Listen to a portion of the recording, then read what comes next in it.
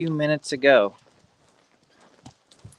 I was in the outdoor arena riding this horse.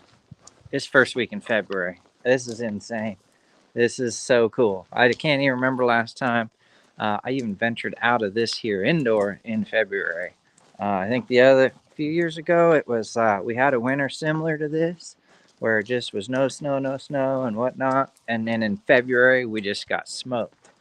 Um, and this year, I was like, it's going to happen again. And here we are, no snow. So I was in the outdoor, even drug it with the tractor. It's kind of crazy. It's not dry, like completely dry, but it's rideable. Foundation is good, base is good, whatnot. So that's pretty crazy. So tonight, I just thought I might touch base real quick on what it looks like to warm a horse up properly. And we're probably going to be filming horses here on some of these videos here eventually. Kind of just shooting these out here. Horseback here lately, but we'll probably get more stuff going here.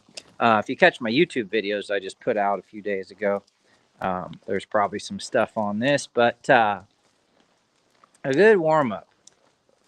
Like a lot of times, I think just in the horse industry, we think like lunging a horse is a warm up, and lunging's good. There are certain aspects about lunging that are good. If that's the only thing you do, I feel like it's going to be lacking if you've got a particular horse. Like some horses, honestly, they're so honest, they're so predictable, they're so consistent. A little bit of lunge, warm them up, tighten your cinch up, you're good to go. That's fine. There are some horses like that. But if you don't, you should know if you have that horse or not. You shouldn't think like be guessing if you have that horse. You should know. Okay, and if you know you don't have a horse like that, that maybe needs a little bit more, you should use your lunging and other things to get into the horse more mentally and emotionally. And what does that look like? What that looks like for me, and we set some examples up for you, but I would ask the horse a question that has two answers: a right answer and a wrong answer. And I would wait until they chose the right answer, and I wouldn't do it for them. That is the key to getting a good mental and or emotional warm up, because in that process of them trying to make the choice, bad choice, good choice, bad choice, good choice, and I would ask it several times. I wouldn't just ask it once. Give them a chance, make sure it is a solid yes for the right thing. They're going to make some emotional choices. You might say, well, Steve, doesn't that cause stress to your horse? Yes, it does. And people are like, but Steve, I believe in no stress. I'm like, me too. I get that. Steve, I don't think we should put pressure on a horse.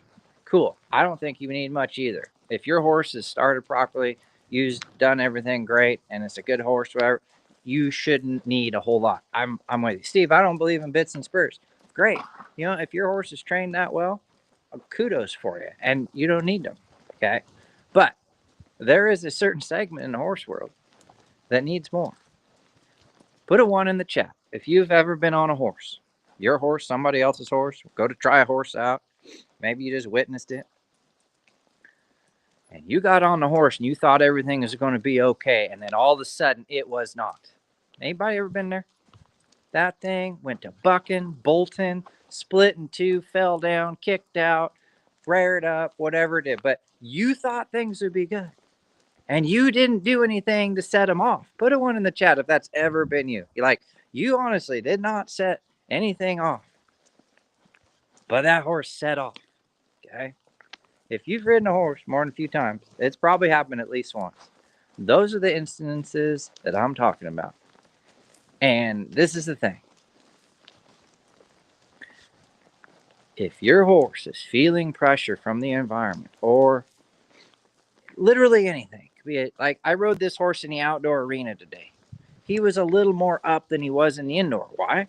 Because he always is ridden in the indoor. That's what he's used to. As soon as I walked him back in the indoor after being outside, I could feel his whole body just relax. He just kind of just softened, just like, I could feel it, right? So even just a little thing like that can change a horse. And all I do is just walk out there and we trot in circles or whatever. But there was a change in him from the environment. And sometimes that's all it takes, just a little tiny change. Okay. He didn't go crazy or anything, but I could notice a difference in him. He was tighter. He was a little more looky. He was a little bit nervous at things. All right. So sometimes we get into a situation where, whether we mean it or not, the environment causes it or sets it off. Maybe there's something buried in that horse. That's I guess what I'm getting to is something else sets them off, and there is something within that horse that we have missed. Maybe an old owner had let the horse get away with a few things. Maybe you haven't put him in that situation enough. Maybe it's just the first day back. Maybe the wind's blowing. Maybe there was a cat that ran by. He's not used to it. Like, there could be any factors. It's a prey animal. They're going to try to protect themselves at all costs, first and foremost. Okay, if they are unsure of anything, and then, as we say, like, shit hits the fan, right? Stuff goes off, right? It happens. So that is why we need to get in there and ask these questions, because during that questioning process, that horse may enter into an area where it gets as confused or as fast or as insecure or as questionable as it does during those moments of confusion that nobody plans for, but we've all been victim to. That is the idea. We're getting there before the horse gets there, because people say, well, Steve, how do I fix this? And how do I fix that? And what do I do if this? And what do I do if that? And sometimes what I'll tell them, particularly if they've been around for a while, I'll be like, you're about 6 months too late. And what I mean by that is they could have been prepping that horse in a different way for a very long time to help safeguard against that moment. Now, that doesn't mean things aren't ever going to happen. But once, say, that does happen, now you're like, I'm aware. I'm going to set myself ahead 6 months now for the next time it could possibly show up. I'm going to prepare ahead of time. The question is, though, what do you actually do?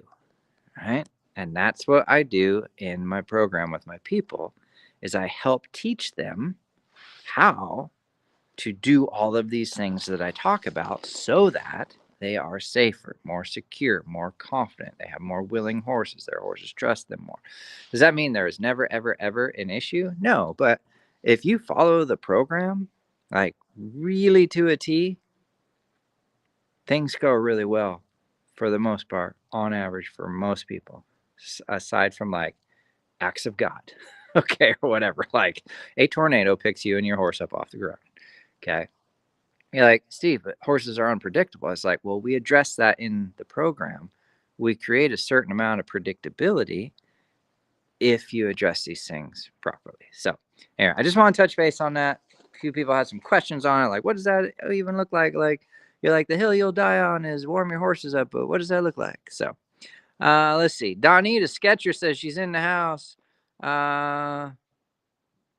Ooh, Lindsay tried a rope horse out, bucked her off first run. I ended up buying with a big discount, and he turned out to be a great one. Just lots of quirks. I love it. This has got to be one of my favorites. If you guys don't know Sketch, Sketch is in the house. Hello from Lake Stevens. Can't stay long. Have company coming over soon. Hi, Stephanie. He snorted this weekend at the pool noodle obstacle. Oh, Lordy. Man. Kathy Kaiser's here. Howdy, Kathy. Sketch is surfing both sides tonight. I love it. I always tell Ranger that by the time I get in the saddle, all the hard work. Oh, right. This is a good way to put it right here. This is a good perception right here. What Wendy just said.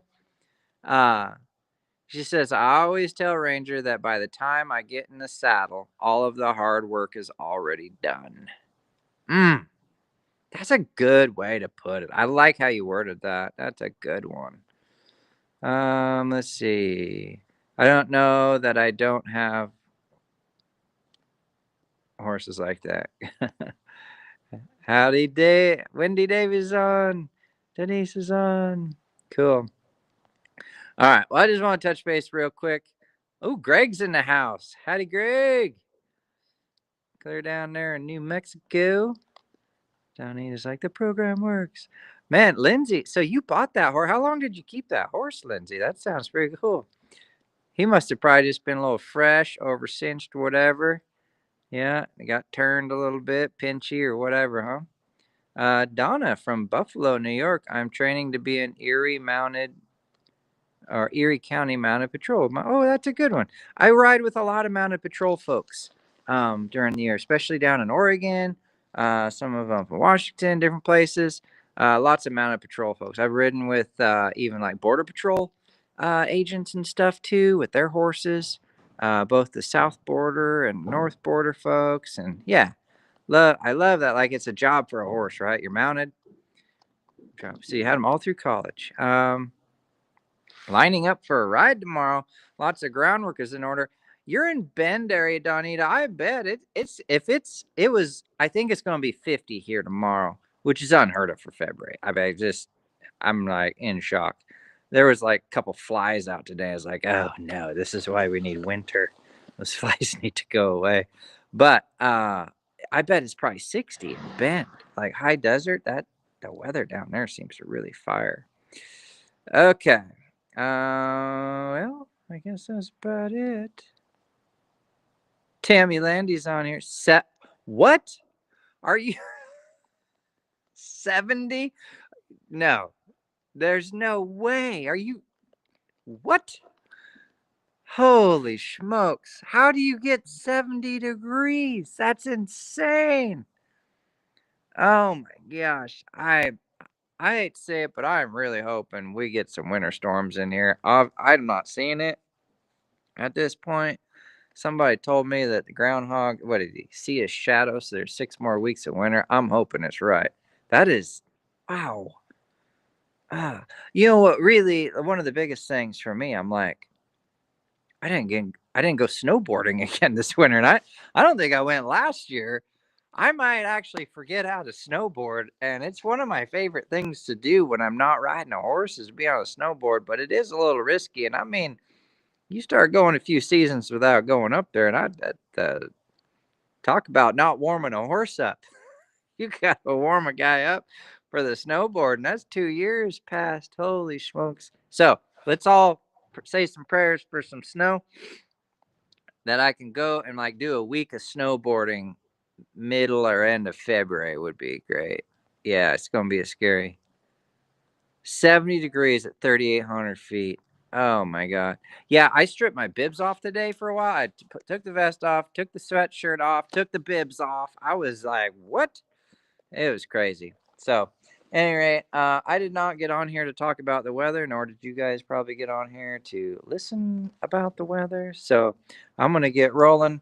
But I did want to touch base with you guys again, explain the warm up guidelines, and really just let you know that I rode in a dang outdoor. I can't even believe it. If it's 70 degrees where you're at, Donnie, there's no excuse not being an outdoor arena there. Holy heck. So, all right. You can have Cappy's like, we got winter. Oh, Tammy's ponds are dried up already. 24 inches of baseball on Bachelor. That's not that of base. That's not good. That's not good. Base 24. Dude, I feel like Bachelor normally has like 100 inches of base or something. Oh my gosh. All right. Well, I best get out of here. Greg's out of here, so I'm going to get out of here. We'll catch you all later. Thanks for